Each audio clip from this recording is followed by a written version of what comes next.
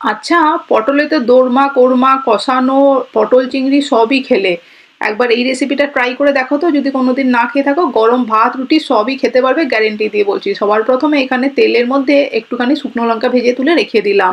আর তেলের পরিমাণটা কিন্তু একটু বেশি দিতে হবে এখানে, মানে ওই 2 চামচের জায়গায় 4 চামচ। দিয়ে ভালো করে এখানে আলু ভাজার মতন আলু কেটেছিলাম, সেইগুলো 2 মিনিটের জন্য লালচে করে হাই ফ্লেমে ভেজে নিয়ে দিয়ে দিচ্ছি এখানে ঝিরিঝিরি করে কেটে রাখা পটলটা। পটলটা কিন্তু একটুখানি খোসা সহ রেখেছি। দিয়ে ভালো করে আলুর সঙ্গে পটলটাকেও ভেজে নেব মিনিট 2-3 জন্য। এরকম সুন্দর একটা কালার ধরে আসছে যখন আলু আর পটলের মধ্যে, দিয়ে দেবো বেশ খানিকটা লম্বা করে ঝিরি করে কেটে রাখা পেঁয়াজ।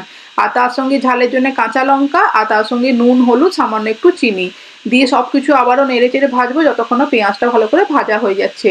ভাজা হয়ে যেতে দিয়ে দিচ্ছি এখানে পরিমাণ মতন পোস্ত আর সর্ষে বাটা।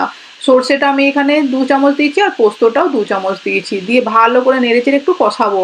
এখানে একটু পোস্ত আর সর্ষেটা পটল আর আলু পেঁয়াজের সঙ্গে ভালো করে কষিয়ে নিলে বেশ ফ্লেভারটা কিন্তু ভালো আসবে। কাঁচা গন্ধটা চলে যেতে দিয়ে দেবো পরিমাণে সামান্য একটুখানি জল, ওই ছোট চামচে 2 চামচ মতন জল দিয়েছি। দিয়ে এটাকে ঢাকা দিয়ে দেবো যতক্ষণ না সবজিগুলো সেদ্ধ হয়ে যাচ্ছে। ভালো করে সেদ্ধ হয়ে গেলে নামানোর সময় অবশ্যই দিতে হবে সর্ষের তেল। এটা কিন্তু ক্লিপসে দেখাতে ভুলে গেছি, বাট সর্ষের তেল দিয়ে দেবে, ঝাঁঝটা জাস্ট ফাটাফাটি লাগে, উপর থেকে শুকনো লঙ্কা ছড়িয়ে দেবে। এক কথায় যাকে বলে জাস্ট ফাটাফাটি।